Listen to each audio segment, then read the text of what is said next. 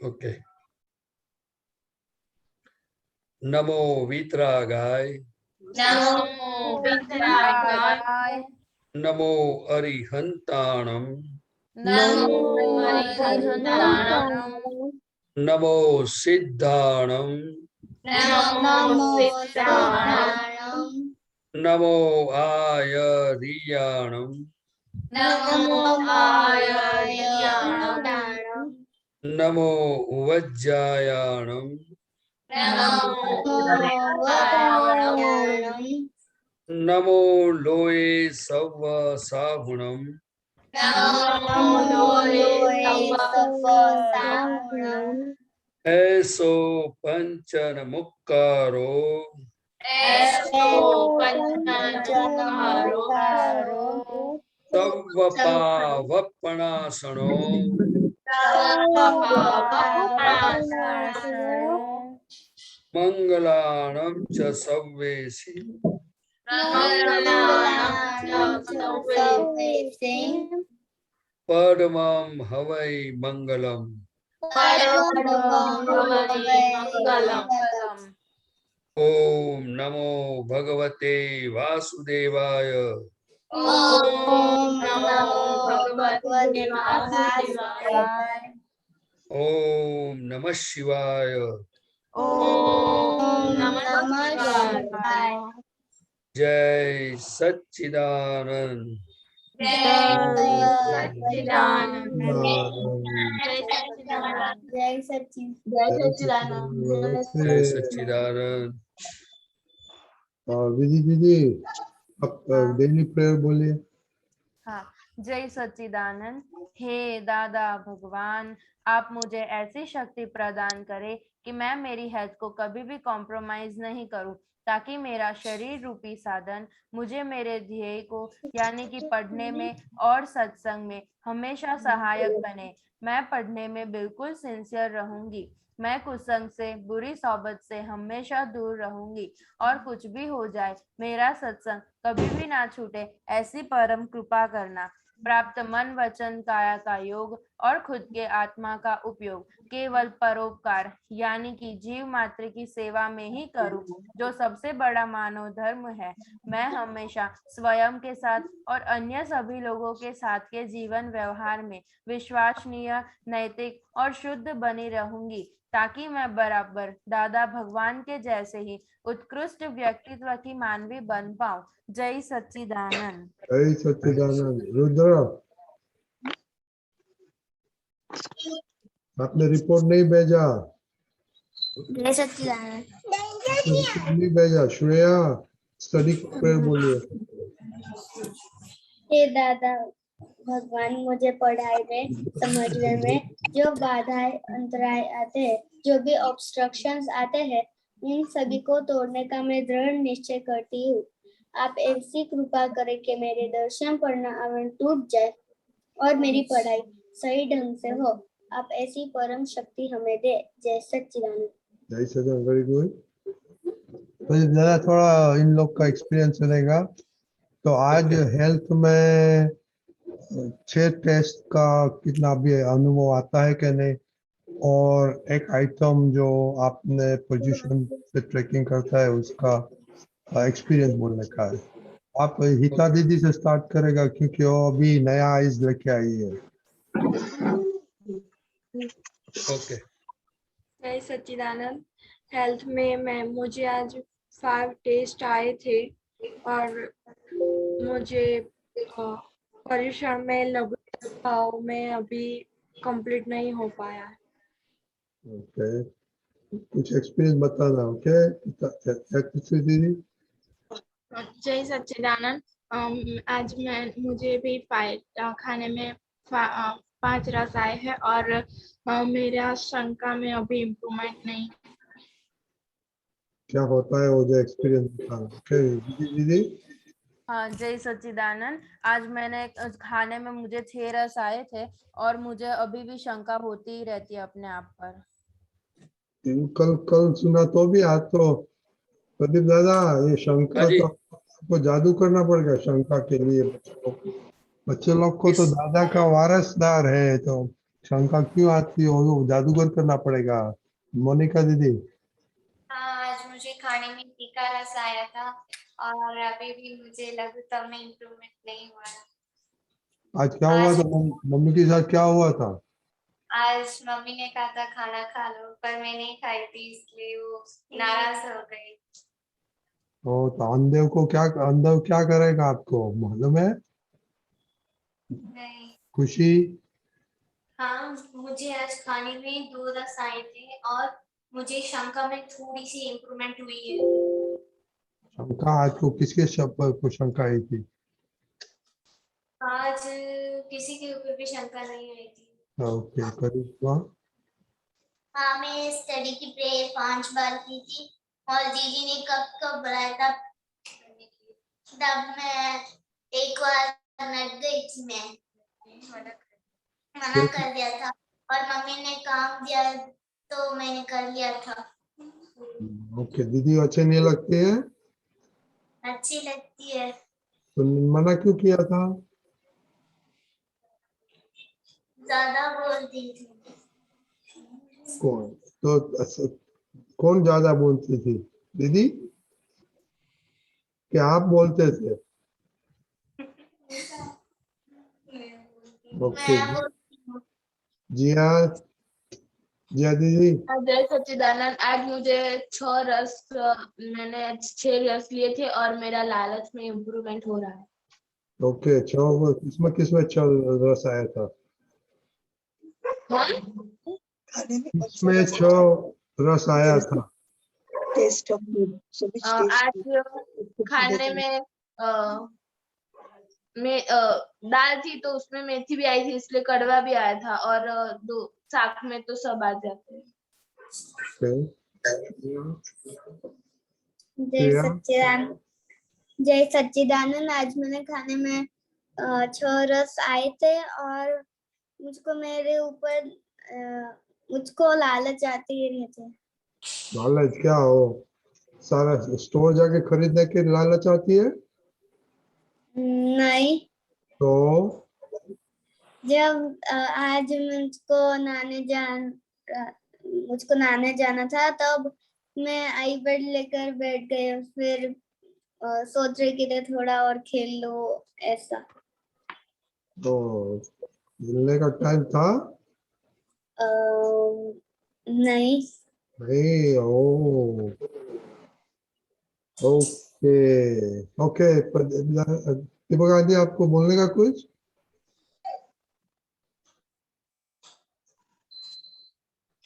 कुछ लोग 5 रस बोलते हैं, कुछ लोग 6 रस बोलते हैं। हकीकत क्या है? तो मम्मी जाने। मम्मी को भी पूछना पड़ेगा। मम्मी को तो थोड़ी अभी सत्संग में आएंगे। 6 रस होते हैं। और 6 रस कौन से होते हैं? बोलो बोलो। प्रिया? बोलो बेटी, श्रेया बोलो। खाटो, खारो, तीखो, गड़्यो, कड़ो, कड़वो। कड़वो, तीखो, तूरो, तीखो, खाटो, दूरो, खारो खाटो, न खारो, गळ्यो। गड़ियो। आ रीते याद रखવાનું। कड़वो, तीखो, तूरो, खाटो, खारो, गड़्यो. Most easily digestible to most difficult to digest. એનો આ સ્ટેપિંગ છે. અને શંકા કેમ આવે છે? हिंदी हिंदी हिंदी हिंदी। सॉरी, मैं तो मोनिका को भूल ही गया था। गुजराती नहीं आती है उसकी। हाँ, नहीं, करिश्मा को भूल गया था, उसको तो आती है। बोलो शंका। हमें देखो हम आप, हाँ विधि बोलो। जी, आपको शंका किसमें आती है? मुझे अपने आप पर ही आती है। आज मेरी एग्जाम थी ट्यूशन में मैथ्स की, तो मैं कर पाऊंगी या नहीं कर पाऊंगी, कुछ हार्ड आ जाएगा, तो ऐसी सब शंकाएं होती है। प्रिपेयर नहीं किया था ठीक तरह से? प्रिपेयर तो पूरा किया था, सब अच्छे से किया था। फिर डरपोक बिल्ली के जैसे क्यों रहती है? हाँ, वो पता नहीं हो ही जाता है। दादा से सुबह में प्रार्थना की थी तो भी हो गया। उसको सुनने का थोड़ी होता है, वो तो बोलते वो अंदर से बोलेगी कि ये तो होगा कि नहीं। आपको कॉन्फिडेंस होना चाहिए ना कि मैंने किया है, दादा मेरे साथ है, मैं अच्छे से लिखूंगी, मेरी टेस्ट अच्छी ही जाएगी, जो बोलना है बोलो, मैं सुनने वाली नहीं हूँ। सब लोगों को सुनेंगे तो आपका क्या होगा फिर? आप समझ गए? अपने अपने अंदर जो दुश्मन बैठा है ना, उसको पहचानना है। वो आपको नेगेटिव करवाता है। आप इतनी सारी मेहनत करने के बाद, इतना अच्छा प्रिपेयर करने के बाद भी उनका सुनते हैं, लेकिन आप क्या बोलते हैं? मुझे शंका आती है। आप समझे? हाँ। ऐसा नहीं बोलना है। आपने प्रिपेयर किया तो आपको शंका कैसे होगी, लेकिन वो तो कुछ विधि को आती है, तो आप लोग रखो शंका अपने पास, मुझे कोई शंका नहीं है। आप समझे? हाँ। उसको सवार होने मत दो, राइट। उसके ऊपर हमें सवार करना है। घोड़ा आपको जहां भी ले जाए, जाएंगे तो कहाँ जाएंगे आप? हमें वो जो तो जंगल में लेके जाएगा। हाँ। समझे? हाँ। घोड़े की लगाम हमारे हाथ में है, हमें जहां जाना है वहां हम ले जा सकते हैं। वो तो ये तो नेगेटिव विचार तो आ ही जाएंगे, क्योंकि ये समय का मन है ना पूरा नेगेटिविटी से ही भरा हुआ है, लेकिन उसका कुछ सुनने का नहीं। वो बोलता है, चिल्लाता है, तो चिल्लाने दो, क्योंकि आपने जो किया है, प्रिपरेशन किया है, उसके ऊपर आपको कॉन्फिडेंस है कि नहीं है? हाँ है। तो उसको बोलने में उसके सुनना नहीं है। और ये जो अपना सेल्फ डिसिप्लिन है ना, कि ये टाइम दिया है, स्नान करने का टाइम है, जो भी टाइम टेबल है उसको फॉलो करना है। अभी उसमें क्या है, वो कहाँ गई श्रिया? हाँ चली गई, हाँ। तो आईपैड लेके बैठ गई, कोई डांटता नहीं है इसीलिए। मम्मी ने नहीं तो बोला ही होगा ना। हाँ मम्मी को पता नहीं था, पर मम्मी डांटती है बहुत। लेकिन मम्मी को सुनती नहीं है। बहुत अच्छे, बहुत अच्छे।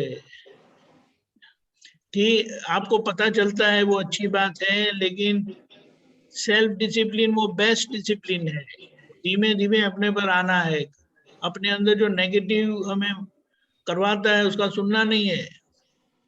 समझ गए? फिर ये लघुतम भाव वाले, ये लघुतम भाव बहुत लंबी यात्रा है, तो धीमे धीमे करके होगा, क्योंकि सभी का माथा भारी है कि हल्का है। भारी है। समझ गए ना? Okay, go ahead. जय सच्चिदानंद। जैसे तो आरुष आप कर रहे क्या है? आरुष, आरुष, ओ अनन्या दीदी आपका रिपोर्ट नहीं मिला। ओके आरुष नहीं, ओके प्रदीप आनंद जी, आपने सुना ये हाँ बच्चे जी। तो आप बातें करिए। जय सच्चिदानंद। मुझे 6 रस आए थे और मुझे शंका पे वो करना है, शंका होती है मुझे। ओके, अभी प्रदीप दादा बात करेंगे। हाँ। ज्यादा बुद्धि होती है तो फिर बुद्धि को रास्ता नहीं मिलता है, तो फिर वहां शंका खड़ी हो जाती है। वो कैसे होता है? तो कि बुद्धि में एक बार बुद्धि वो प्रकाश है, वो प्रकाश में हमें सब कुछ दिखता है, लेकिन फिर बुद्धि ऐसे चक्रावे पर चढ़ा देती है, तो हमें फिर वो चीज को ढूंढने के लिए हम कोशिश कर रहे हैं, लेकिन फिर उनका रास्ता नहीं दिखता है, तो फिर वहां शंका खड़ी हो जाती है। इसीलिए दादा भगवान ने बताया कि विपरीत बुद्धि से सावधान रहना। और दूसरा उन्होंने बताया कि हमारा जो मन है वो मन से हमें उनसे और फिजिकल है, वो न्यूट्रल है, तो हमें मन की बातें कितनी सुननी चाहिए और कितनी नहीं सुननी चाहिए वो हमें डिसाइड करना है। तो ज्यादा परेशान करता है मन तो फिर आपको बोलना चाहिए चलो भाई आगे बोलो, आपको एग्जाम में नहीं आएगा, अच्छा ठीक है, आपको कैसे पता चला, और आगे बोलो, फिर क्या होगा, फिर बोला फेल हो जाएंगे, तो अच्छा ठीक है, फिर आगे बोलो और क्या होगा, आप क्या कहना चाहते हो। ऐसा कर करके जो दीपक आनंद जी ने बताया ना कि टट्टू पे सवार होके, घोड़े पे सवार होकर के हमें चलना है, तो हमारे मन के साथ भी थोड़ा अभ्यास करना होगा, लेकिन आपको ये धीरे धीरे आएगा, एकदम ज्यादा तुरंत नहीं बैठ सकता है। मैं भी कोशिश कर रहा हूँ, ये भी मैं पुरुषार्थ कर रहा हूँ कि मन अगर बताता है तो उनके साथ कैसे बातचीत करने का, क्योंकि दादा भगवान को ज्ञान से पहले वो ऐसे बातचीत करते थे। इसीलिए हमें मन बुद्धि से सावधान रहना होगा। सावधान रहना और कुछ नहीं, उनको जानने का है कि भाई बुद्धि ऐसी बताती है, मन में ऐसा विचार आता है, आप समझे ना। फिर आपको कुछ ऐसा थोड़ा आप हिल भी जाओ तो फिर दादा के भगवान के पास शक्ति मांगने की, दादा मुझे शक्ति दो, मुझे मेरा मन मुझे बहुत परेशान कर रहा है, मेरी बुद्धि मुझे शंका कुशंका कर रही है, आप समझे ना। तो धीरे धीरे दादा बोले मुझे याद तो करना पड़ेगा, क्योंकि जिसने ये सब मन बुद्धि से जो उनका चक्कर में से जो निकले हुए जो पुरुष है, उनके पास हम शक्ति मांगेंगे, उनको याद करेंगे तो उनकी शक्ति हमारे पास आएगी, हमारा काम बनेगा, आप समझे। क्योंकि देखो हम सब कलयुग के लोग हैं, और दादा भगवान ने बोला कि कलयुग में कैसा होता है कि मन वचन काया वीक होता है, और जो बुद्धि होती है वो ज्यादातर विपरीत होती है, और मन भी ऐसा होता है इसमें पूरा नेगेटिविटी ज्यादा होती है, पॉजिटिविटी कम होती है, आप समझे ना। तो अभी हमें ये संघर्ष है, पुरुषार्थ करना होगा हमें, क्योंकि समझो कि अगर आप घर में हो तो भी अगर किसी व्यक्ति के प्रति आपको बुद्धि बताएगी कि ये क्या बात, तो क्या है, तो उसी समय हमें सावधान रहना है। आपको जानने की क्या जरूरत है। अगर समझो कोई व्यक्ति इधर से उधर गया तो बुद्धि में एक बार बुद्धि का प्रकाश है तो दिखेगा ये क्या हो रहा है, तो उस समय बोलेंगे भाई आपको क्या जरूरत है, आप अपना काम करो ना, आप समझे ना। इसीलिए हमें हमारी प्रकृति के अंदर पड़ा हुआ जो माल बुद्धि मन जो भी है उनके साथ हमें दादा की दृष्टि से जीना होगा। जो हम उस तरह से जिएंगे तो हम निकल जाएंगे। अगर जो हम ये बुद्धि की चपेट में आ गए, मन की बातों में आ गए, तो हमारा वर्तमान महीना, आप पढ़ाई करते हो, आप खाना खाने बैठे हो, आप आराम से बैठे हो, आप धर्म कर रहे हो, कोई भी सिचुएशन में हम नॉर्मल नहीं रह पाएंगे, हमारी अंदर इमोशनल हम हो जाएंगे, फिर हमारा सुख चला जाएगा। फिर क्या होगा, मुंह की जो लेस्या है वो बदल जाएगी, कोई व्यवहार आएगा तो वाणी बिगड़ जाएगी। ये सभी इफेक्ट का जो परिणाम आएंगे वो सभी का हमें भोगना पड़ेगा। इसीलिए better go on positive way. हमें दादा की ऐसी दृष्टि, ऐसी बातें हमें समझ में रखने की जरूरत है कि चाहे कितनी भी नेगेटिव वातावरण हमारे सामने हो, फिर भी हम पॉजिटिव रह के निकल सके, कि हम दूसरे को सुधारना नहीं है, हमें खुद को सुधारना है। क्या करना है, खुद को सुधारना है। हम दूसरों के बारे में पढ़ने की जरूरत नहीं, सिर्फ हमारा कैसा प्रगति हो, हमारा कैसा कल्याण हो, हमें कैसे सुख मिले, उस रास्ते पे हमें चलना होगा, जैसे पढ़ाई में भी, हेल्थ में भी, सत्संग में भी और व्यवहार में भी। आप समझे? आप समझे? हाँ। व्यवहार में कैसे आगे बढ़ोगे वो आपको जानने की बहुत जरूरत है। पढ़ाई में कैसे आगे बढ़ोगे वो भी जानकारी की जरूरत है। दूसरा, हेल्थ के बारे में जानने की बहुत जरूरत है। हर जगह पे नियम, हमारा जीवन का प्रोग्रेस नियम से होता है। इसीलिए हमें धीरे धीरे हमारी शक्ति के मुताबिक हमारे ये सब चीज को समझने की जरूरत है, इंक्लूडिंग माई सेल्फ। जब तक हमारी मंजिल हमें पाई नहीं है तब तक हमें रुकना नहीं है। हमें जितना कुछ भी हो जाए, लेकिन हमारा अहित हो, खुद का अहित हो, खुद को नुकसान हो, वो हमें कभी भी टॉलरेट नहीं करना है। इसलिए बी अलर्ट। हमें ये जागृत रहना है कि किसी का स्वभाव, किसी का व्यवहार, किसी की प्रकृति कुछ भी हो, लेकिन मुझे कैसे उसमें से निकलना है वो हमें सीखने का है। आपको समझ में आया? वो एक घर में सब सो गए, लेकिन हमारी रिस्पॉन्सिबिलिटी पढ़ाई की है तो हमें सीखकर रहना चाहिए। आप समझे? सब लोग सोए हुए हैं तो हमें उसकी नकल नहीं करनी है, उसके प्रति कोई प्रतिभाव देने की जरूरत नहीं है। हमें हमारा काम कैसे निपटाना है उसके लिए हम खुद रिस्पॉन्सिबल है, तो हमें खुद को संभाल के आगे निकलना पड़ेगा। आप समझ गए बात? दूसरी, हेल्थ की बात। हेल्थ में कितना भी खाना कैसा भी हो, कुछ भी हो, लेकिन हमारी हेल्थ के लिए जो जरूरी है उसमें कैसे एडजस्टमेंट करने का वो हमें सीखना पड़ेगा और सीखना चाहिए। तीसरी बात, धर्म के बारे में। दादा भगवान और महावीर स्वामी प्रभु दादाजी बात बताते थे कि महावीर भगवान की वाइफ भी थी, उनकी बेटी भी थी और उनके दामाद भी थे, उनका परिवार भी था। लेकिन महावीर भगवान खुद चल पड़े, सबकी आज्ञा लेकर के। हमें आज्ञा लेकर के कहीं निकलना नहीं है। हमारे पास जो दृष्टि है वो डिफरेंट है। महावीर भगवान के पास बहुत सारे शिष्य भी आए, बहुत सारे सब कुछ लोग आए, लेकिन महावीर भगवान अपना काम निकाल के नमो सिद्धाणम हो गए।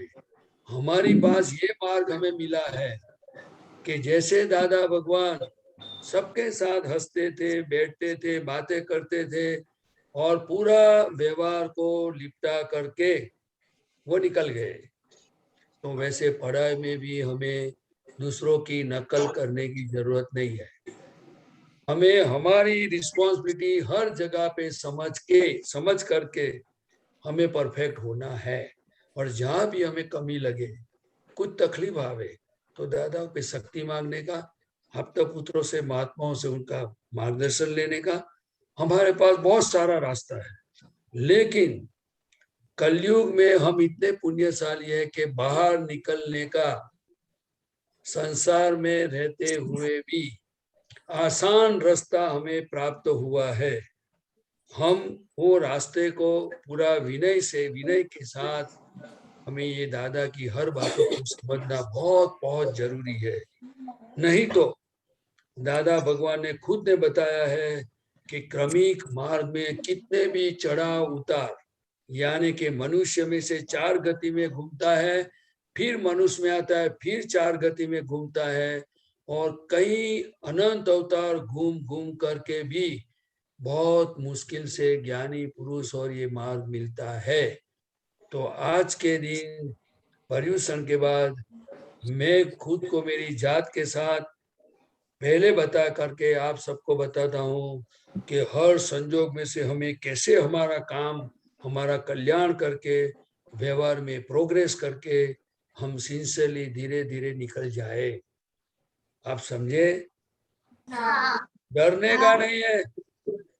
जो इंसान प्योर है, जिनका लक्ष्य क्लियर है, जो हर जगह से परफेक्ट है और परफेक्ट होने का उनका पुरुषार्थ है, तो कभी भगवान से भी डरने की जरूरत नहीं है।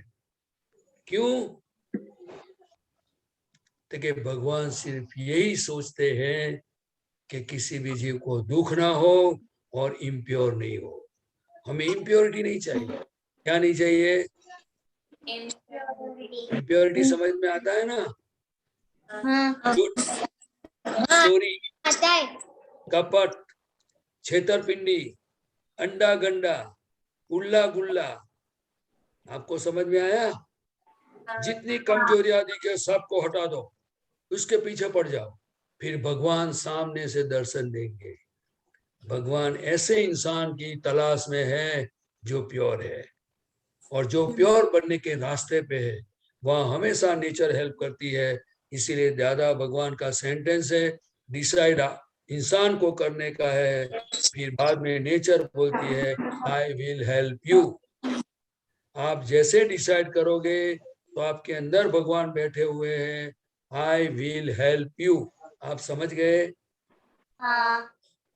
शक्ति और प्रकाश कहां से मिलने वाला है? आपके अंदर से। कहां से? क्योंकि God is in every creature. ये शरीर कैसे चलता है कि अंदर शुद्धात्मा भगवान बैठे हुए, इसीलिए शरीर चलता है। तो भगवान की हाजिरी में जितनी गलतियां करेंगे वो गलती का परिणाम भुगतना पड़ेगा। जितना हम पॉजिटिव भावना करेंगे, चलने का डिसाइड करेंगे, तो भगवान खुले होते जाएंगे। आप समझे? प्रदीप आनंद जी, अभी दो क्वेश्चन क्विकली लेगा। ओके चलो। हाँ, इसके पहले दरअसल आप किधर से हैं? मैं जामनगर से हूँ, इंडिया, गुजरात। किधर? जामनगर। जामनगर। आपका कितना उम्र कितना है? मेरा उम्र 11 इयर्स। 11 ईयर। 11 साल के हो आप, बताइए। आपने किसने बताया ये ज्वाइन करने का? कुछ पुलिंगानंद जी ने। ओ पुलिनाथ, okay, very good. Okay okay. अभी वो आपका फोन आ गया तो विधि दीदी आपको वो फोन आपके साथ बात करके सब बता देगा। Okay okay. आरुष, आपको क्या क्वेश्चन है? जय सच्चिदानंद, मेरा क्वेश्चन ये है कि शंका क्यों आती है? शंका इसीलिए आती है कि हमें अंदर जो विचार आता है वो हिसाब से हमें समाधान नहीं मिलता है। जब समाधान कोई चीज का नहीं मिले तब उनको डाउट आता है, और ये डाउट कराने नहीं, डाउट कैसे कौन खुला करते, कौन ये डाउट कराती है? तो कि विपरीत बुद्धि।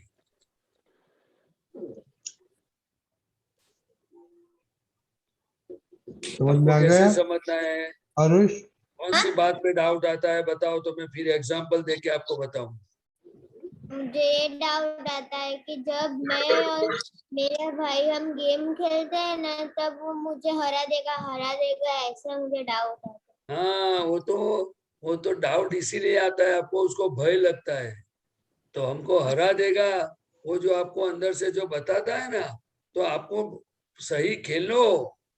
हार जीत तो सब में होती है, और दादा भगवान ने तो क्या बताया कि हम सबको जिताने के लिए आए हैं और हम हारने के लिए आए हैं। सबको जिता के निकलना है इस दुनिया में से। आप समझे? हाँ। जो जहां भी हमें डाउट होता है वह हमें परफेक्ट करना है, बात को परफेक्ट समझना चाहिए। तो फिर डाउट कैसे आएगा? कैसे डाउट आएगा? नहीं हाँ, आएगा। देखो मैं आपको एग्जांपल बताऊं कि आप सिंसियरली स्टडी करते हो, फिर आपको पता चलता है कि क्वेश्चन का आंसर क्या है, तो फिर बाद में आप परफेक्ट स्टडी करते हो, तो फिर आपको एग्जाम में डाउट करने की जरूरत क्या है? आप वहां जाओ, फिर बाद में आराम से पढ़ो, जो सवाल आएगा उसका जवाब आपने स्टडी किया है, तो अपने आप नेचर आपको हेल्प करेगी। आप समझे ना? डाउट उसको आता है कि जिसने खुद के अंदर कुछ न कुछ कमियां है, जिसके अंदर कमियां है ना, वहां उनको डाउट आता है। वो कमियां खुद को पता चलनी चाहिए। इसीलिए मैं क्या करता हूँ कि जिस चीज पर मुझे लगता है तो वहां परफेक्शन कैसे करने का, उसका फंडामेंटल क्या सिस्टम है, वो हमें समझना चाहिए। बराबर? ठीक है हाँ, आरुष, ये छेला क्वेश्चन है, क्विकली ले लेने का है। किसका है क्वेश्चन मोनिका? जोर से बोलिए।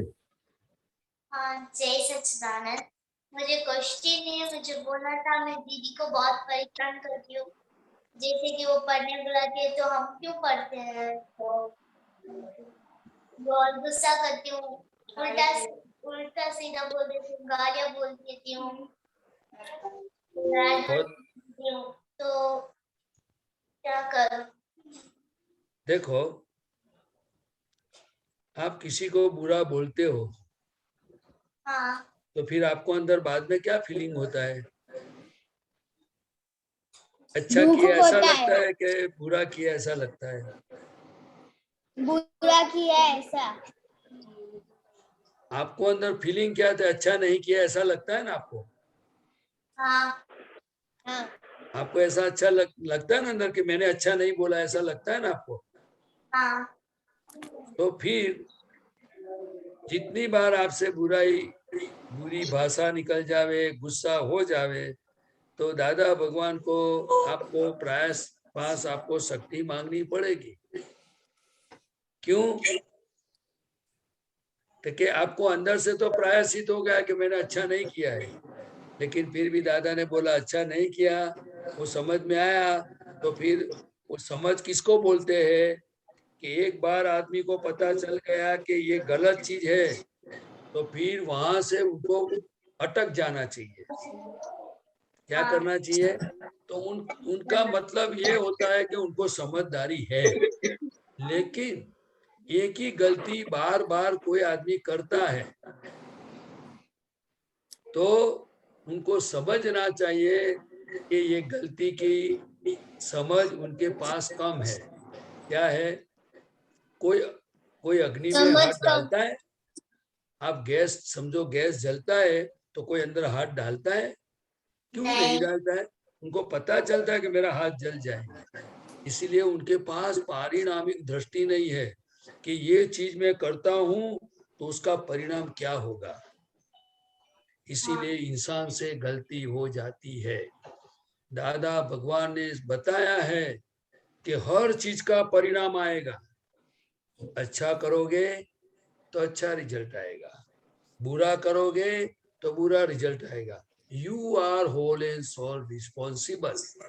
तो आपको अगर नेगेटिव से छूटना है, हाँ, ये गलत गुस्सा और जो आप बोल देते हो, तो आपको दादा की साक्षी में सरस्वती माता जी को प्रार्थना करनी चाहिए। आपको हाँ, समझ में आया? हाँ, क्योंकि वाणी वो सरस्वती देवी है। क्या है? इसीलिए झूठ बोलना, देवी। का दुरुपयोग करना, ये डेंजरस में डेंजरस है। क्योंकि हमें लगता है कि फोटा में सरस्वती देवी है, वो तो है ही, लेकिन ये वाणी नहीं होती तो फिर ये दुरुपयोग किया तो मूंगा हो जाएंगे एक दिन। जितना वाणी से दुख दिया इतना पेमेंट आएगा। इसीलिए दादा भगवान ने बताया, जो चीज आपको पसंद नहीं है वो दूसरों को मत दो। आप समझे? अगर गलती हो जाए तो शक्ति मांगो, प्रायश्चित कर लो, हे दादा भगवान फिर से ऐसी गलती ना हो, ऐसी मुझे शक्ति दो, मुझे मृदु रुजु भाषा बोलने की शक्ति दो। हाँ, आप समझे? हाँ, ठीक है। हाँ, ओके दर्शन, आपको कैसा लगा? आज कुछ जानने मिला? और आपका क्वेश्चन है, आप बोलिए। हाँ बोलिए। हाँ, क्वेश्चन मेरा ये है कि मैं कभी पढ़ने बैठता हूँ तब मुझे लगता है कि ये हार्ड है और वो मुझे याद नहीं रहता। अच्छा, आपको याद नहीं रहता है तो आपको कुछ तो याद रहता होगा ना? हाँ, हाँ याद रहता है थोड़ा थोड़ा, और कोई हार्ड क्वेश्चन होता है वो मुझे नहीं याद रहता। नहीं, मतलब आपको क्या याद रहता है? क्रिकेट में या इंटरेस्ट है? हाँ, इंटरेस्ट है। वो याद रहता है कि कौन खिलाड़ी है, उनका नाम क्या है, सब रहता है? हाँ, वैसे भी वो भी याद रहता है। रहता है ना? हाँ, तो दादा भगवान ने बताया कि आपको जिस चीज में इंटरेस्ट है वो चीज आपको याद रह जाएगी। आप समझे ना? तो हमें पढ़ाई में, पढ़ाई क्या है, पढ़ाई क्यों करनी है, पढ़ाई की क्या वैल्यू है, पढ़ाई नहीं करेंगे तो क्या नुकसान होगा, वो हमारी समझ में जैसे आ जाएगा तो हम सिंसियरली वो रास्ते पे चल पड़ेंगे। आप समझे? हाँ लेकिन समझ पीछे सब चीज सरल है। जब तक आदमी सही समझ नहीं होती है तब तक उनको तकलीफ रहती है। हाँ आप खाने पीने की समझ है? हाँ ठंडा गर्म पानी नहाने की समझ है? हाँ कौन से पानी से स्नान करते हो आप? गर्म पानी से। ठंडे पानी से क्यों नहीं करते? वो ठंडा लगता है इसलिए। ठंडा नहीं, अपने को सुख नहीं आता है, हाँ क्योंकि लगता है कि मुझे सर्दी हो जाएगी, मैं बीमार पड़ जाऊंगा, मुझे शरीर में ऐसे कंपारी आती है। और गर्म पानी से सुख आता है। सुख आता है कि नहीं आता है? आता है। हाँ, तो ऐसे जब जैसे आपको पता चलेगा कि पढ़ाई करने में सुख मिलने वाला है, उस दिन आप पढ़ाई करोगे। हाँ इंसान को सुख चाहिए, और कैसा सुख चाहिए? जहां भी पूरा दिन उसको सुख के अलावा कुछ नहीं चाहिए, और दुख मिलता है तो फिर हिल जाता है, और दूसरों को दुख देना है तो एवर रेडी। आप समझे? ये हाँ कलयुग के इंसान की स्थिति है, वो कर्मों की स्थिति है, वो उनका मतलब कोई दोषित नहीं है। तो पढ़ाई में सुख है, पढ़ाई में फायदा है, जितना आपको समझ में आएगा तो आप पढ़ाई करोगे, बराबर। हाँ ठीक है। नहीं पढ़ोगे तो पैसा मिलेगा ना आपको, हाँ रिस्पेक्ट मिलेगा ना? हाँ मिलेगा। हाँ मिलेगा। घर में संसार में आप पढ़ाई नहीं करोगे तो रिस्पेक्ट मिलेगा? नहीं तो नहीं मिलेगा। आप सही बात समझ सकोगे? नहीं नहीं पढ़ाई से शब्द ज्ञान होता है, पढ़ाई से मानसिक डेवलपमेंट होता है, पढ़ाई से बहुत सारी फंडामेंटल चीज व्यवहार की समझ में आती है, और उनके कारण हम व्यवहार में कहीं भी कोई बोलता है तो देखते हैं तो समझने में थोड़ी आसान रहता है। आप समझे? तो हाँ हमारा जीवन पढ़ाई के कारण स्मूथ रहता है, फिर पैसा भी मिलता है, फैसिलिटी मिलती है, धर्म कर सकते हैं, किसी को हेल्प कर सकते हैं, पैसों से बहुत सारा अच्छा काम कर सकते हैं, और पैसों पैसों से दूसरा गलत काम भी कर सकते हैं लोग। हाँ जो ज्यादा पढ़ाई करता है ना, वो ज्यादा चीटर भी हो सकता है, हाँ क्योंकि बुद्धि डेवलप होती है। आप समझे ना? हाँ लेकिन आप तो सत्संग में है तो आपको हाँ फायदा बहुत होगा। ओके, तो हाँ सिंसियरली पढ़ो, और सरस्वती देवी को प्रार्थना करो, और ये बच्चे लोगों को प्रार्थना करते हैं ना कि मेरे दर्शन पर आवरण नहीं आवे, वो प्रार्थना आप सीख लेना। हाँ, हाँ ठीक है। बराबर। और हाँ दर्शन, जब आप दीदी दीदी बात करेगा ना, दो चीज बताएगा स्टडी के लिए क्या करने का है, और नोट्स नोट्स की बात करेगा, और दादा का ज्ञान कैसे अप्लाई करने का। ओके, वो आपको समझाएंगे। ओके हाँ हाँ ओके। जय सच्चिदानंद। और विधि, हिता, हितश्री एंड अनन्या, जो बने तो आप वो सामायिक आधा घंटा में होएगा तो उसमें आना। ओके। हाँ, एक आपको निवेदन है मेरा लास्ट में, 1-2 मिनट मुझे दीजिए आप। हाँ, बोलिए बोलिए बोलिए बोलिए। सभी बच्चों को हाँ बोलिए। मैं बाय हार्ट से आपको प्रणाम करके बताता हूँ कि आप वाणी का मतलब के स्पीच का ऐसा कभी दुरुपयोग मत करना, अगर हो जावे तो प्रायश्चित करना, लेकिन हमारे पर से विश्वास उठ जावे, माँ बाप को, फ्रेंड्स को, किसी भी व्यक्ति को हमारे पर से ट्रस्ट चला जावे, ऐसी गलती कभी करनी नहीं है, ऐसा आप डिसाइड करना। ओके, समझ में आया? हाँ जय सच्चिदानंद। जय सच्चिदानंद। जय सच्चिदानंद। दीपक दादा जय सच्चिदानंद। जय सच्चिदानंद। गीता बहन।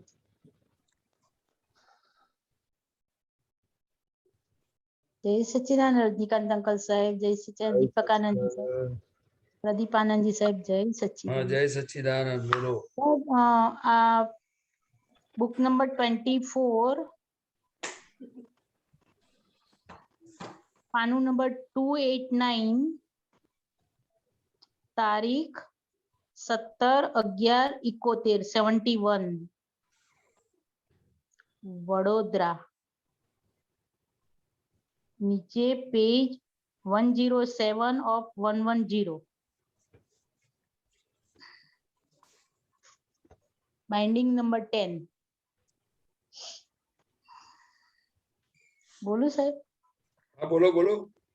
હા સાહેબ, અહીંયા દાદા ભગવાન કહે છે કે માન 4 પ્રકારના માન. પહેલું એક પ્રકારનું માન કેવું કે સિંગડા જેવું માન હોય, વાળે તોય તે વળે જ નહીં. એ બીજું પાણીનો નળ પડે છે તે તેમાં હાથ ધરીએ તો સીધું ના પડે અને આ સહેજ વળે એમ. પછી ત્રીજું માન આપે નહીં તો ચાલે પણ અપમાન સહન ના થાય. અને ચોથું માન તે કાચા રંગ જેવું છે. કોના જેવું છે? કાચા રંગ જેવું છે. કાચા રંગ જેવું છે. હવે જો હાજી શું સાહેબ, જાણવું છે? પ્રકાશ આપો ને. હવે માન નામનો જે રોગ છે ને હાજી હા. એ અહંકારના બેઝ ઉપર છે. હમ. એટલે અહંકાર એટલે શું? તો કે હું પ્રદીપ છું, આનંદજી છું એવું માનીને જીવવું એ અહંકાર છે. શું છે? હા એ અહંકાર. બરાબર. હું છું ને હું કરું છું, કરે છે કોક ને પોતે કે હું જ કરું છું, એનું નામ અહંકાર. તો હવે એ અહંકાર કેવો છે એના પ્રમાણે માન હોય. શું હોય? એના પ્રમાણે માન હોય.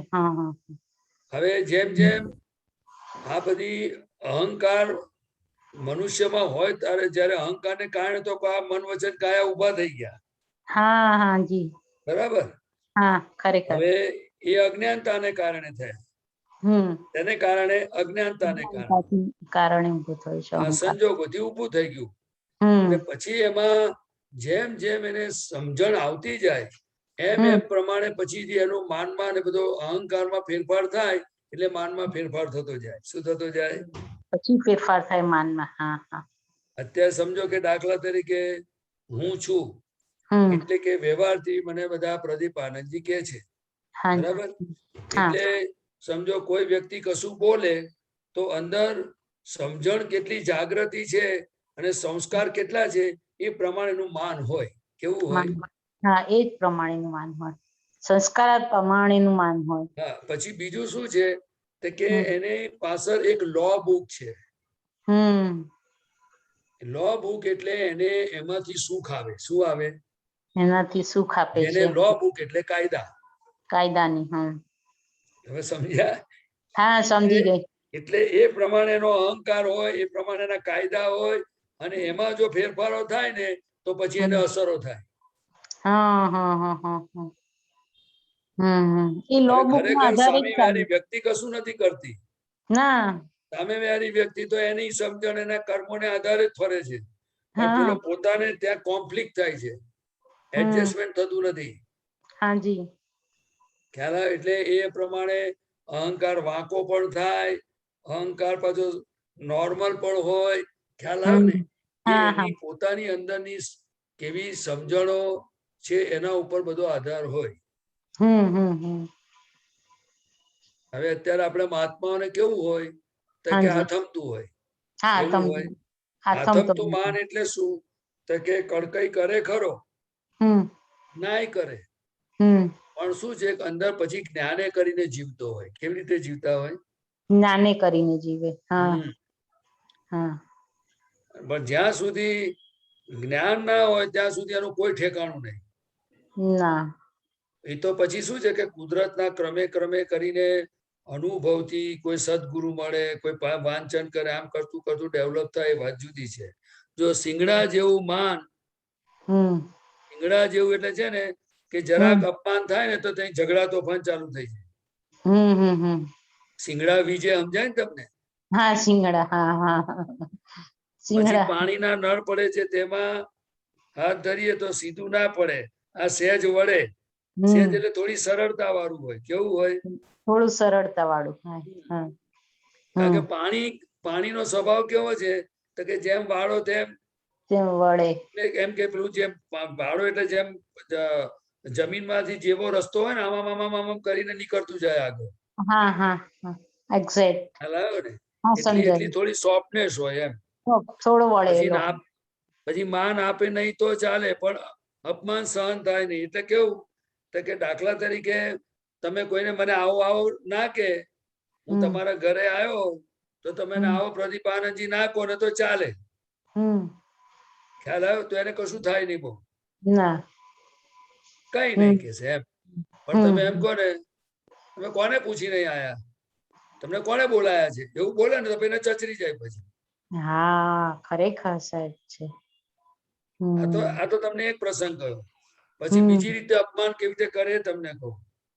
કે દાખલા તરીકે તમે કોઈને ઘરે ગયા ને તમને આવો આવો ના કે, પણ તમે કોઈને ઘરે બેઠા ને તમને પાણીનો ભાવે ના પૂછે, તમારું સામે ના જોઈએ, તો એ શું કહેવાય?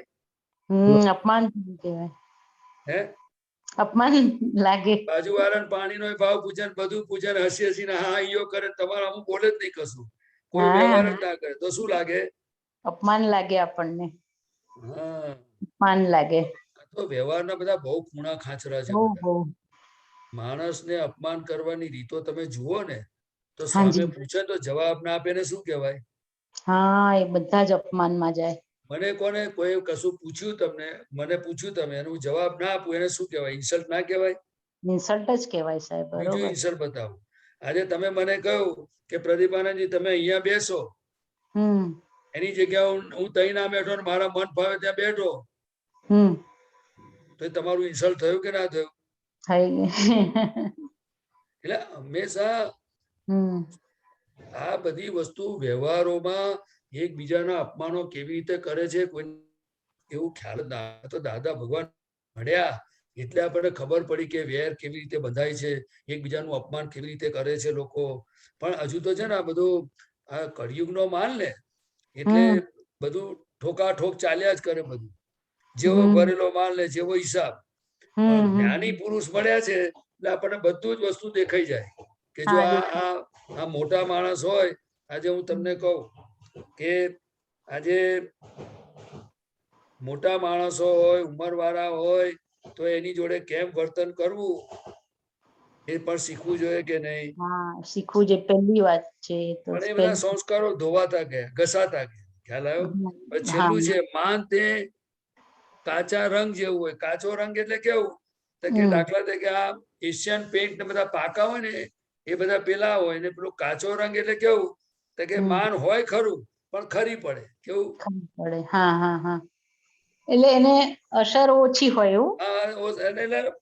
એની બહુ એની વેલ્યુ ના હોય ને એમ એવું કહેવા માંગે. હા માન અપમાન બંને ની ને એને. હા કશી ના હોય. જે માન હોય ને તો જ અપમાનનો ભય હોય. હા એ બરોબર. દરેક માણસનામાં માન નામનો ગુણ હોય ને એટલે એને અપમાનની અસર કેમ થાય છે? કોઈ બે શબ્દ બોલે તો અસર કેમ થાય છે? કારણ કે માનને કારણે થાય છે. અંદર માન ભરેલું છે એટલે. એને માન એટલે શું? ભાઈ અહંકાર પડેલો છે, હું સાચો છું, મને આવું કેમ કહ્યું? પણ એને એ નથી દેખાતું વિપરીત બુદ્ધિને કારણે કે ભાઈ મેં આ ભૂલ કરી તારે એને બોલવું પડ્યું ને. અથવા તો એને આવું મેં આવું કર્યું અથવા આવું થયું તારે એને કહેવું પડ્યું ને. એ ભૂલ પોતાની નથી જોતો. એ આ કાળની વિચિત્રતા છે. એને સમ્યક બુદ્ધિ કહી. શું કહી? એ સમ્યક બુદ્ધિ. સમ્યક બુદ્ધિ કેવી હોય તો કે કોઈ માણસ મને એક શબ્દ બોલે ને તો મને અંદર વિચાર આવે કે આવું કેમ બોલવું પડ્યું મને, મેં કઈ ભૂલ કરી, આ હવે ફરી આ ભૂલ ના કરું. ના કરાય. ખ્યાલ આવ્યો? પણ એટલી સમજણ સત્સંગમાં રહેવાથી થાય છે. જ્ઞાની પુરુષની ભક્તિ કરવાથી, વિતરાગોની ભક્તિ કરવાથી, એવા સત્સંગ ને સદગુરુનો સંગ મળે તો આવી બધી સમજણ ખીલે. હા એક્ઝેક્ટ સાચી વાત છે. Correct correct. બાકી કૃપાળુદેવનું વાક્ય છે, જો માન ના હોત ને તો મોક્ષ થઈ ગયો હોત. અહીં જ મોક્ષ. એ કૃપાળુદેવનું એક વચન છે એમનું. બહુ સુંદર વાક્ય છે. ખબર છે ને તમને? હા ખબર છે ને. હા અને હંમેશા માન એ અહંકારથી ઊભું થયેલી વસ્તુ છે, એનું મૂળિયું અહંકાર છે. શું છે? હા હા, એટલે સાહેબ જેટલો અહંકાર જાય ને તેમ હા પછી આપણે માન અપમાનની અસરો ના થાય. આપણને શું ના થાય? આપણને આ જે માન પછી આ અહંકાર, તો અહંકારમાં શું થાય, સ્થૂળ અહંકાર હોય ને આમાં આપણને દેખાય કે આ ગીતાબેન ને અહંકાર આવ્યો, આ તે કઈ વાતમાં આવ્યો, શું એ બધું આમ દેખાઈ આવે એવો અહંકાર હોય. પછી એ સ્થૂળમાં દેખાઈ ગયો, બરોબર, તો આપણે એનું પ્રતિક્રમણ આ તે બધું કરીને એને ઊંચું મેલી દઈએ, બરોબર, કે સામાયિકમાં જોઈએ કે આ ક્યાં અહંકાર તને આવ્યો છે, એ ઊંચી મેલીએ. પણ જે અંદર સૂક્ષ્મમાં હોય, પડી રહ્યો છે અંદર સૂક્ષ્મમાં અહંકાર, એની ઓળખાણ થોડીક બતાવો ને. જો જ્ઞાન મળ્યા પછી હું શુદ્ધાત્મા છું એ ભાન થયું, એટલે અહંકાર, જીવતો અહંકાર ગયો. હા હા હા, ડિસ્ચાર્જ અહંકાર રહ્યો. હા, ડિસ્ચાર્જ અહંકાર રહ્યો. બરાબર. હવે ડિસ્ચાર્જ અહંકાર એટલે શું? તો કે ભાઈ હું શુદ્ધાત્મા છું એ ભાન જે થયું છે, જે લક્ષ્ય બેઠું છે, એ લક્ષ્યમાં આપણને લક્ષ્ય, અનુભવ અને પ્રતીતિ, બરાબર, એટલે પ્રતીતિ સ્વરૂપે હું શુદ્ધાત્મા છું રે. પણ જયારે વ્યવહારમાં આવો ત્યારે લક્ષ્ય રે નહીં. એટલે તમે શું નામ તમારું? ગીતાબેન. તો હું ગીતાબેન છું માનીને તમારો વ્યવહાર ચાલે. ચાલે. હા, ખ્યાલ આવ્યો? ખરેખર. હા. અને આ બધી વસ્તુ જેમ જેમ, એટલે દાદા ભગવાને 5 આજ્ઞા આપેલી છે. હા, 5 આજ્ઞા. હા, કે તમે 5 આજ્ઞાથી જો અભ્યાસ કરશો અને આ જીવન જેમ જેમ જતું જશે તો બધું ધીરે ધીરે બધે ચોખ્ખું થઈ જશે. ઓહો, સરસ સરસ. જો તમને પહેલી વાત કહું કે કેટલીક વસ્તુ છે ચર્મ ચક્ષુથી દેખાય, એ સ્થૂળ વસ્તુ કહેવાય. ખ્યાલ આવ્યો? કેટલીક વસ્તુ સૂક્ષ્મ, એટલે આપણને એવી જાગૃતિ ઉત્પન્ન થાય તો મનના લેવલ પર પણ ખબર પડે, એટલે અંતસ્કરણના લેવલે થોડી ખબર પડે. એ જાગૃતિ એટલે અંદર કેટલો પ્રકાશ ખુલ્લો થયો છે આત્માનો, એના ઉપર આધારિત છે. હવે અત્યારે તમે મને સૂક્ષ્મ અહંકાર પૂછો, પણ જો મને સૂક્ષ્મ દેખાતો ના હોય તો હું તમને કેવી રીતે બતાવું? ના, ખરેખર કશું. હા, હું તમને ઉઘાડી વાત કરું છું. હા હા. પણ મૂળ વસ્તુ એ છે કે આપણને જે હું શુદ્ધાત્મા છું એમાં જે નથી રહેવા દેતું અને જે અવસ્થા સ્વરૂપે થઈ જઈએ છે, એ શેના આધારે થાય છે? ખાવામાંથી સુખ લાગે, કપડામાંથી લાગે, વાતોમાં સુખ લાગે, કંઈક જોવામાં, ફરવામાં, બધામાં જે સુખ આવે છે એ ખરેખર છે નહીં. પણ એ શેના આધારે આવે છે? તો કે પોતાના સ્વરૂપમાંથી બહાર નીકળ્યા છે, એટલે અવસ્થામાં છે, માટે અવસ્થામાંથી સુખ આવે છે. એ અજાગૃતિ છે. અજાગૃતિનું સુખ છે. હા, એ પૌદ્ગલિક સુખ છે. પૌદ્ગલિક. અને હવે આપણે કેવા છે તો કે હવે આ જ્ઞાન એવું અક્રમ વિજ્ઞાન છે તો કે પૂતગલમાંથી પણ જે સુખ લે છે તેને પણ પ્રજ્ઞા શક્તિ જાણે છે, કે એટલે શુદ્ધાત્મા જાણે છે કે આને આમાં સુખ આવ્યું. હવે આ અક્રમ વિજ્ઞાનની વેલ્યુ દાદા ભગવાન, એ કેવી રીતે આપણે દાદાની વેલ્યુ મૂકી શકીશું કે આવું જબરજસ્ત અક્રમ આપણને મળ્યું છે. સુખ લેનારા રહ્યા નહીં, પણ સુખ લે છે વાત બાકી છે. સરસ સરસ સરસ, બહુ સુંદર સમજાવ્યું. જય સચ્ચિદાનંદ. પ્રદીપાનંદજી સર, જય સચ્ચિદાનંદ.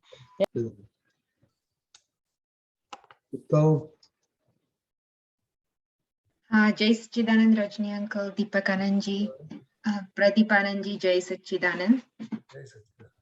हाँ, गई काले सामायिक કર્યું હતું દિનચર્યાનું અહીંયા સત્સંગમાં. તો મને મારામાં એવું દેખાયું કે હું સવારના તો વિધિ કરું ત્યારે તો બરાબર આમ નિશ્ચય હોય અને શક્તિ માગીએ કે દાદા 5 આજ્ઞામાં રહેવાની શક્તિ આપો. પણ પછી દિવસ દરમિયાન જેમ બધું શરૂ થઈ જાય એમ માઇન્ડ તો ઓલવેઝ હજુ આ કરવાનું છે, હવે આ કરી નાખો, હવે આ થયું, આ કરી નાખો, એમ જ આખો દિવસ ચાલે. અને સાંજના બધું પૂરું થાય ત્યારે બસ હવે થાકી ગયા, એટલે માઇન્ડને ટર્ન ઓફ કરવા માટે બસ હવે ટીવી જોવાનું, પછી થોડું આમ તેમ કરીને ઊંઘી જવાનું. પણ 5 આજ્ઞાનો ઉપયોગ દેખાતો નથી. અને કરીએ તો કેવી રીતના કે જ્યારે ઇમરજન્સી સિચ્યુએશન આવે ને કે ખબર ના પડે શું કરવું, કે અંદર દુઃખ થાય કે ગમે તે થાય, ત્યારે ગોઠવવા બેસીએ પણ ત્યાં તો બરાબર ગોઠવણી થઈ ના શકે, તે વખતે તો અંદર બધું એ હોય. એટલે આ મને એવું લાગ્યું કે આ ઉપયોગપૂર્વક જીવન જીવાતું નથી, આમ જ જાય છે, આ કરું તે કરું ફલાણું કરું ઢીકણું કરું. તો આ 5 આજ્ઞામાં આ ઉપયોગપૂર્વક કેવી રીતના જીવવાનું, અને આ કેવી રીતના, આ કેમ સવારના તો આપણે દરરોજ નિશ્ચય કરીએ છીએ પણ હજુ વેલ્યુ નથી સમજાય, લાઈક દિવસ દરમિયાન તો ભૂલે ઉડી જ જાય છે બધું, એટલે એ શું છે? આમાં જો પહેલી વસ્તુ કે આપણને કૃપાથી પ્રાપ્ત થયેલું છે. બરાબર. બીજી વસ્તુ કે આપણે જે માલ બધો ભરીને લાયા છે, જે કર્મોના હિસાબો બધો જે માલ ભરેલો છે, જે અત્યારે એક પછી એક બધા કર્મના ઉદયો આપણી આંખ સામે આવે છે ફળ આપવા માટે, એ આપણે જ્ઞાની પુરુષને પૂછ્યા વગર ભરેલું છે. બરાબર. એટલે આપણને જ્યાંથી જે મળ્યું ને જે ગમતું આવ્યું એ બધું આપણે માલ ભાવનાઓ દ્વારા ગમે તે ત્યાંથી ભરી લીધું છે. હવે અત્યારે આ જ્ઞાન મળ્યું ને એટલે બેની વચ્ચે હાંધો મળતો નથી. કારણ કે આપણે જવું છે રસ્તો જુદો છે, અને સંજોગોના જે ધક્કા વાગે છે રસ્તો જુદો છે. બરાબર. ખ્યાલ આવ્યો? ત્રીજી વસ્તુ કે 5 આજ્ઞા એ તીર્થંકર ભગવંતોના હૃદયમાં હતી, તે આજ્ઞા દાદા ભગવાને આપણને આપેલી છે. આ આજ્ઞા કોઈ સંજોગોમાં પુસ્તકોમાં હોય નહીં. આ 10 લાખ વર્ષે પ્રગટ થયેલી વસ્તુ છે. એટલે આ આજ્ઞા આપણે દાદા પાસેથી, આ સત્સંગમાંથી કૃપા દ્વારા પ્રાપ્ત થયું છે. એટલે આની આપણે આરાધના કરેલી નથી કોઈએ. ખ્યાલ આવ્યો? આપણે લોક સંજ્ઞા એટલે લોકો જેવું કરે છે, લોકોનું જોયું છે, સાંભળ્યું છે એવું જીવન જીવીએ છે. આ અવતારમાં જ્ઞાન સત્સંગ ભેગો થયો એટલે આપણને ખબર પડી કે 5 આજ્ઞાથી જીવન જીવવા જેવું છે. એટલે હવે આ નવી વસ્તુ હોય એટલે થોડી કોઠે પડતા વાર લાગે કે ના લાગે? એની પ્રેક્ટિસ કરતા વાર લાગે કે ના લાગે? લાગે. મને લાગે ને તમને બધાને લાગે. હવે બીજી વાત, 5 આજ્ઞાનો ઉપયોગ એ આપણે નિશ્ચય કરીએ છીએ, શક્તિ માંગીએ છીએ, પછી દાદા ભગવાને એક શોર્ટ રસ્તો બતાવ્યો કે તમારાથી આજ્ઞા ના પડાય તો રાતે હૃદયથી પ્રાયશ્ચિત કરીને સૂઈ જવું કે હે દાદા ભગવાન, આજે મારાથી 5 આજ્ઞા પડાઈ નથી, તેની હું ક્ષમા માંગુ છું, મને ક્ષમા કરો, ક્ષમા કરો, ક્ષમા કરો. અને મારો દ્રઢ નિશ્ચય છે કે મારે 5 આજ્ઞામાં રહેવું છે, મને શક્તિ આપો, પછી સૂઈ જવું. હું શુદ્ધાત્મા છું, શુદ્ધાત્મા છું બોલતા. બરાબર છે? આ એક સોલ્યુશન. બીજું કે આપણી પાસે ટીવી જોવાનો સમય, વાતો કરવાનો સમય, મોબાઈલ જોવાનો સમય, બીજે ફરવા હરવાનો સમય, ઊંઘવાનો સમય, બીજા બધે કઈ પણ રીતે બધો જે સરપ્લસ ટાઈમ છે એ આપણે ગોતી કાઢવાનો કે કઈ જગ્યાએ મારા સમયનો હું આજ્ઞાની જગ્યાએ બીજી જગ્યાએ ઉપયોગ કરું છું. એમાંથી આપણે એક શોર્ટકટ શોધવાનો કે ભાઈ આજે આપણે 5 આજ્ઞાને સમજવાનો અને પાડવાનું આપણે નક્કી કરીને બધાના ઘરમાં રિલેટિવ રિયલ જુઓ. પછી બેસીને નક્કી કરવાનું 2 મિનિટ માટે કે આજે સવારથી સાંજ સુધીમાં નાવાનું પાણી કોણે મોકલ્યું? તો કે વ્યવસ્થિત. દૂધ કોણે મોકલ્યું? તો કે વ્યવસ્થિત. આપણે કે ભેંસ બાંધી છે નહીં, ભલે ડેરીમાંથી આવ્યું પણ સપ્લાય કોણે કર્યું? વ્યવસ્થિત કર્યું. પછી ચા નાસ્તો જે બધું બન્યું તે કોણે કર્યું? તો કે વ્યવસ્થિત કર્યું.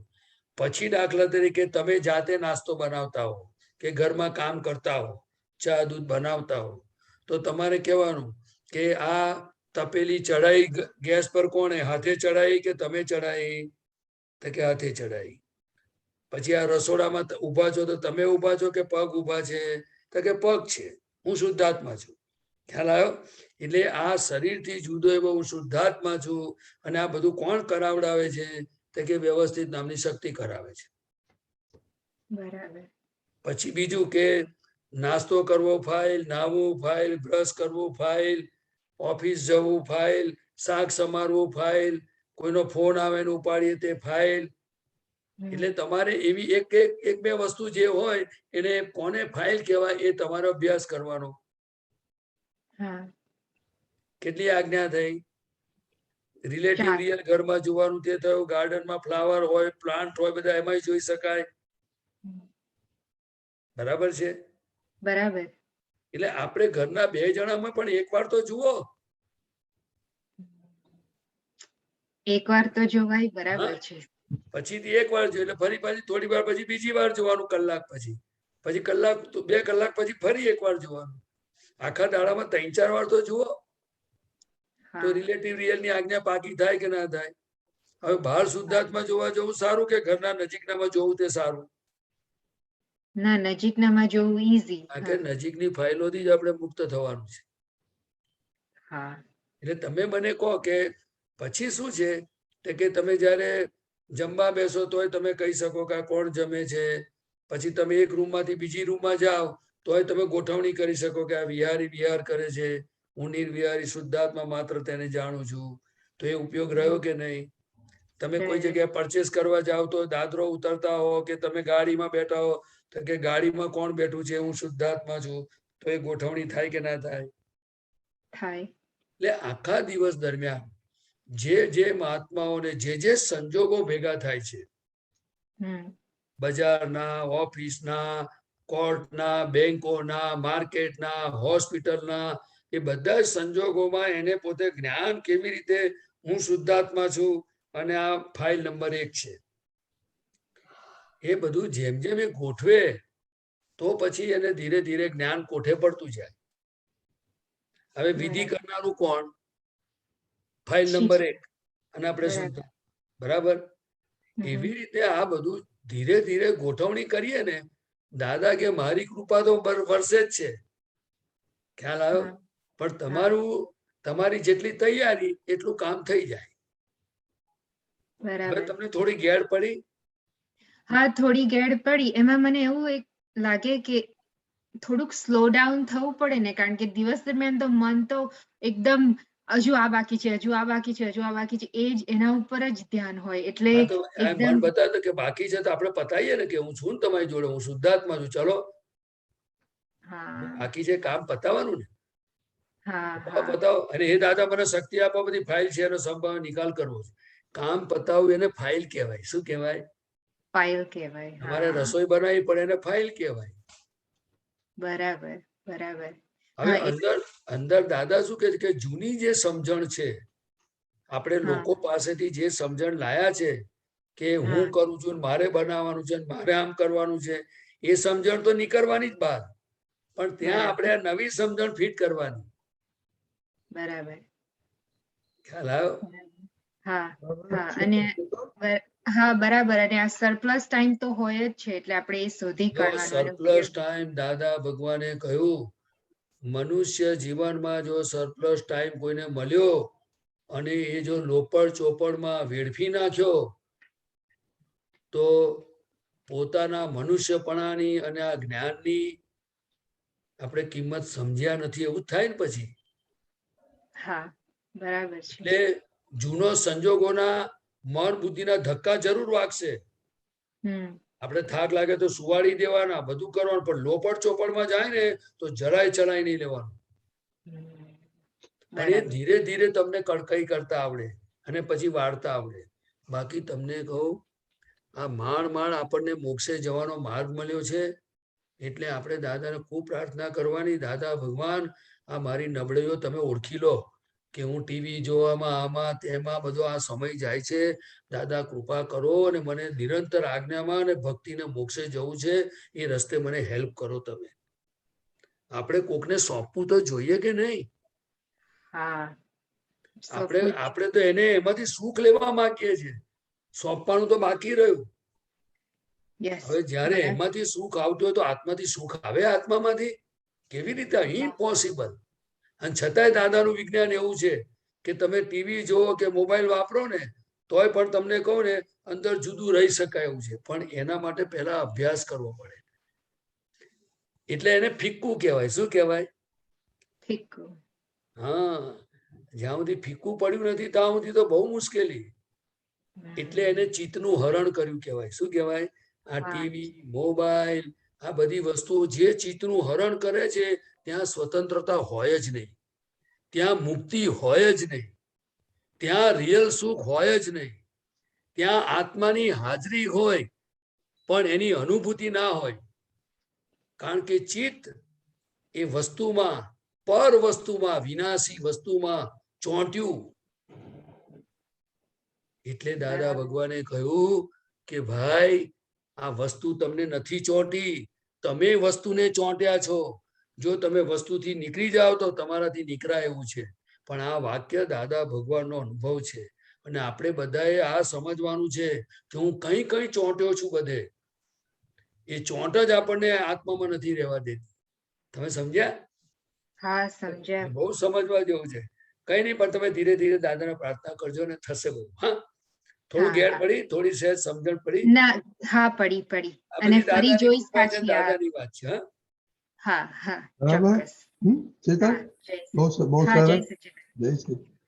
ઓકે, હવે આપણો ટાઈમ થઈ ગયો છે. શાંતિભાઈ, આપણો ક્વેશ્ચન કાલે લઈશું. આપણો સામયિકનો ટાઈમ થઈ ગયો છે. તો દીપકાનંદજી. જય સચ્ચિદાનંદ. આજનો આપણો વિષય છે જે યાદ આવે એમનામાં આ બે દ્રષ્ટિથી જોવાના.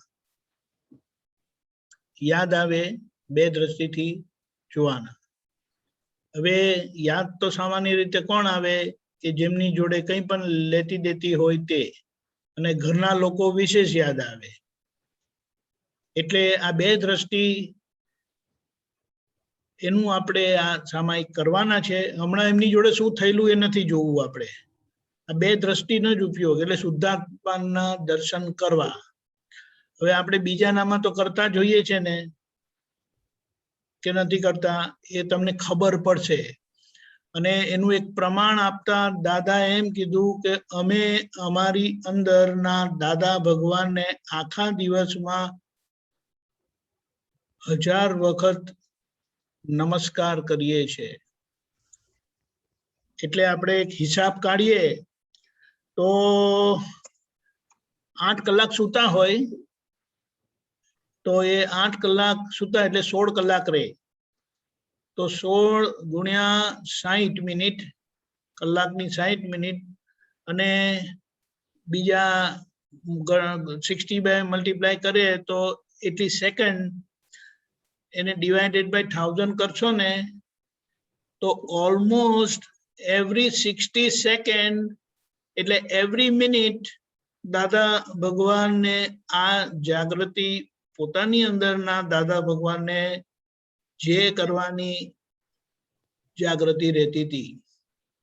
હવે જે પોતાની અંદર શુદ્ધાત્મા ભગવાનના દર્શન કરતા હોય, દાદા ભગવાનના દર્શન કરતા હોય, તે બીજાનામાં ચૂકે ક્યારેય નહીં. એટલે બહુ સરસ પ્રમાણ આપેલું અને દાદા આવી રીતે કીધેલું. તો આજે આપણે 10 મિનિટ માટે જે જે યાદ આવે એમનામાં શુદ્ધાત્મા જોઈશું. અને એ નહીં એટલે એ સમજો ત્યાં અંધારું થઈ જાય તો તમારી અંદર જોવાનું, આપણે અંદર વ્યવહાર દ્રષ્ટિથી. એટલે જોતા આમ કરીને મને પ્રતિભાનાજી યાદ આવ્યો. સવારના અહીંયા પૂજા કરવા આવે છે ને મંદિરમાં, તો આવે જય સચ્ચિદાનંદ કરીને બોલે. એટલે પછી એમનામાં શુદ્ધાત્મા વ્યવહાર દ્રષ્ટિથી, નિશ્ચય દ્રષ્ટિથી શુદ્ધાત્મા. એટલે આ બે દ્રષ્ટિનું સામાયિક એને પુણ્ય શ્રાવકનું સામાયિક કીધું. અને એની કિંમત આપણે મહાવીર ભગવાન પાસેથી એ વાતની આપણે સાંભળેલી છે. બધાને સમજાઈ ગયું આશા રાખું છું. તો આપણે એ શરૂ કરીએ. બરાબર છે? જય સચ્ચિદાનંદ. જય સચ્ચિદાનંદ. જય સચ્ચિદાનંદ. દાદા ભગવાન. પ્રતિભાનંદજી તમે ફોલો કરજો મને. હા, એટલે આ લોકો પછી ફોલો કરશે એમની રીતે. હા, હે દાદા ભગવાન. હે દાદા ભગવાન. હે શ્રી સિમંદર સ્વામી પ્રભુ. હે શ્રી સિમંદર સ્વામી પ્રભુ. હે વિતરાગ શાસન રક્ષક દેવી દેવતાઓ. હે વિતરાગ શાસન રક્ષક દેવતાઓ. અમને શુદ્ધ ઉપયોગ પૂર્વક, અમને શુદ્ધ ઉપયોગ પૂર્વક જે કોઈ યાદ આવે, જે કોઈ યાદ આવે એમનામાં બે દ્રષ્ટિથી જોવાની, એમનામાં બે દ્રષ્ટિથી જોવાની, સામાયિક કરવાની, સામાયિક કરવાની, રિલેટિવ રિયલ નું સામાયિક કરવાની, રિલેટિવ રિયલ નું સામાયિક કરવાની, પરમ શક્તિ આપો. પરમ શક્તિ આપો. પોતાની અંદર દાદા ભગવાનના દર્શન કરવાની, પોતાની અંદર દાદા ભગવાનના દર્શન કરવાની પરમ શક્તિ આપો. પરમ શક્તિ આપો. હું શુદ્ધ આત્મા છું. હું શુદ્ધ આત્મા છું. હું શુદ્ધ આત્મા છું. હું શુદ્ધ આત્મા છું. હું શુદ્ધ આત્મા છું. હું શુદ્ધ આત્મા છું. મન વચન કાયા મન વચન કાયા એ રિલેટિવ છે. એ રિલેટિવ છે. હું રિયલ શુદ્ધ આત્મા છું. હું રિયલ શુદ્ધ આત્મા છું. મન વચન કાયા મન વચન કાયા એ રિલેટિવ છે. એ રિલેટિવ છે. હું રિયલ શુદ્ધ આત્મા છું. હું રિયલ શુદ્ધ આત્મા છું. દાદા ભગવાન જેવો શુદ્ધ આત્મા છું. દાદા ભગવાન જેવો શુદ્ધ આત્મા છું. હું શ્રી સિમંદર સ્વામી ભગવાન જેવો શુદ્ધ આત્મા છું. હું શ્રી સિમંદર સ્વામી ભગવાન જેવો શુદ્ધ આત્મા છું. હું શ્રી કૃષ્ણ ભગવાન જેવો શુદ્ધ આત્મા છું. હું શ્રી કૃષ્ણ ભગવાન જેવો શુદ્ધ આત્મા છું. હું મહાવીર ભગવાન જેવો શુદ્ધ આત્મા છું. હું મહાવીર ભગવાન જેવો શુદ્ધ આત્મા છું. હું શ્રી શિવ સ્વરૂપ શુદ્ધ આત્મા છું. હું શ્રી શિવ સ્વરૂપ શુદ્ધ આત્મા છું. હું શુદ્ધ આત્મા છું. હું શુદ્ધ આત્મા છું. જય સચ્ચિદાનંદ. જય સચ્ચિદાનંદ. શરૂ કરજો.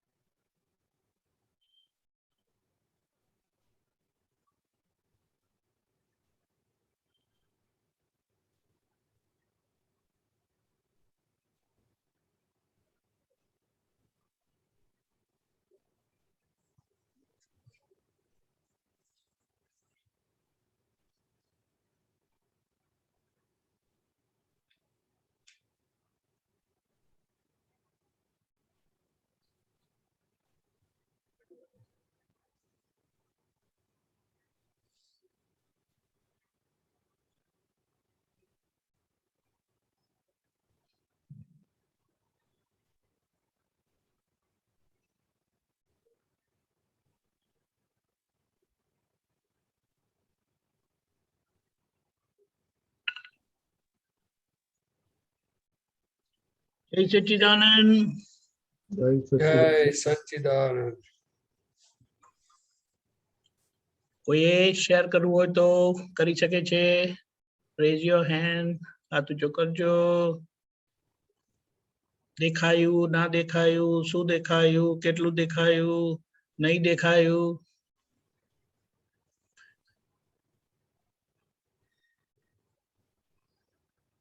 ક્વિક।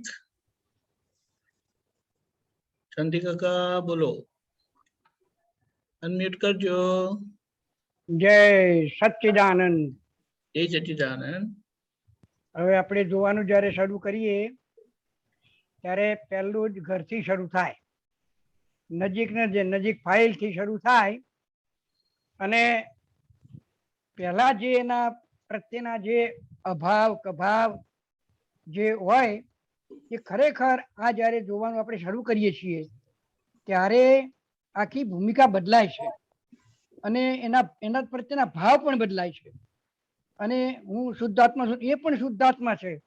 એક શબ્દ મોટી અસર આપણને કરે છે અને પછી એક માણસ યાદ આવે છે, એક વ્યક્તિને 5 વખત કે નામધારી પોતે શુદ્ધાત્મા, નામધારી પોતે શુદ્ધાત્મા, નામધારી। અને અંદર આપણી બધી મશીનરી બંધ થઈ જાય છે અને આખું લક્ષ્ય, આખું ચિત્ત ભટકવાનું તો ખબર જ નથી પડતી, ભટકે જ નહીં, પણ એના ઉપર એવું સ્થિર થાય છે કે ખરેખર આપણને શુદ્ધાત્મા એનામાં દેખાય છે ને અહીં પ્રગટ થાય છે। ઘરના બધામાં દેખાય, પડોશીમાં દેખાય, દીકરીમાં દેખાય, જમાઈ વેવાઈ બધા જેમ જેમ યાદ આવતા જાય અને 10 મિનિટનો જ્યારે ખબર પડી કે 10 મિનિટ થઈ ગઈ, હજુ તો જોવાના ઘણા બાકી રહ્યા, પણ એનો જે અંદરનો આનંદ છે ને એ કંઈક જુદી જ આપણને અનુભૂતિ કરાવે છે એવો મને અનુભવ થયો। જય બિલકુલ વાત સાચી છે, કારણ કે શુદ્ધાત્મા દ્રષ્ટિ એ જ નિર્દોષ દ્રષ્ટિ છે, એ જ દિવ્ય દ્રષ્ટિ છે, એ જ નિર્વિકારી દ્રષ્ટિ છે અને જેવી દ્રષ્ટિ તેવી સૃષ્ટિ કીધું એટલે જોયા શુદ્ધાત્મા તો થયા પરમાત્મા। એટલે શુદ્ધાત્મા જોઈને આપણે આ વ્યવહાર રાખીએ એ ચૂકાય નહીં, એટલે આ પ્રેક્ટિસ આપણને બહુ હેલ્પફુલ થઈ રહી। જય સચ્ચિદાનંદ, ખૂબ સરસ। અને આવું ટાઈમ મળે ત્યારે વચ્ચે વચ્ચે કરી લેવાનું। જય સચ્ચિદાનંદ। પ્રદીપ આનંદજી કઈ કેવું છે આપણે? હા બસ ઓકે, તો ત્રિમંત્ર બોલાવો। શાંતિભાઈ પ્લીઝ ફોલો કરજો। નમો વિતરાગાય, નમો વિતરાગાય, નમો અરિહંતાણમ, નમો અરિહંતાણમ, નમો સિદ્ધાણમ, નમો સિદ્ધ, નમો આયરિયાણમ, નમો આયરિયાણમ, નમો ઉવજ્જાયાણમ, નમો વજ્જાયાણમ, નમો લોય સવ સાહુણમ, નમો લોહે સવ સાહુણમ, એસો પંચન મુક્કારો, એસો પંચરન મુક્કારો, સવપાવપણાસણો, સવપાવપણાસણો, મંગલાણમ ચ સવ્વેસીમ, મંગલાણમ ચ સવ્વેસીમ, પરમં હવૈ મંગલમ, પડમં હવૈ મંગલમ। ઓમ નમો ભગવતે વાસુદેવાય, ઓમ નમો ભગવતે વાસુદેવાય, ઓમ નમઃ શિવાય, ઓમ નમઃ શિવાય। જય સચ્ચિદાનંદ। જય સચ્ચિદાનંદ। જય સચ્ચિદાનંદ।